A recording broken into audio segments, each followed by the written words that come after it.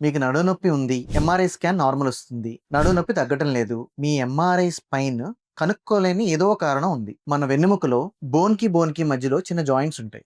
వాటిని facet joints అంటాం. ఆ ఫేసెస్ జాయింట్స్‌లో ఇన్ఫెక్షన్ ఉన్నా, ఇన్‌ఫ్లమేషన్ ఉన్నా, ట్రామా అయినా నొప్పుంటుంది. ఆ నొప్పి యూజువల్‌గా కూర్చొని లేచినప్పుడు, అటు ఇటు తిరిగినప్పుడు, వెనక్కి వంగినప్పుడు వస్తుంది. అది అక్కడే ఉండాలని లేదు. ఫేసెట్ పెయిన్ సిండ్రోమ్స్‌కి weird patterns of pain presentation ఉంటుంది. ఎంఆర్ఐలో కనిపించకపోవచ్చు. గోల్డ్ స్టాండర్డ్ టెస్ట్ ఏంటి అంటే డయాగ్నోస్టిక్ బ్లాక్. ట్రీట్మెంట్ ఏంటి అంటే రేడియో ఫ్రీక్వెన్సీ అబ్లేషన్. ఇంకో కారణం ఏంటి అంటే క్లూనియల్ నర్వ్ ఎంట్రాప్మెంట్ అంటాం. మన బ్యాక్‌లో పిఎస్ఐఎస్ అనే ఒక పాయింట్ ఉంటుంది. ఆ పాయింట్ దగ్గర నొప్పొస్తుంది. అటు పైకి నడుముకి వెళ్తుంది. అలా కింద కాళ్ళలోకి వెళ్తుంది.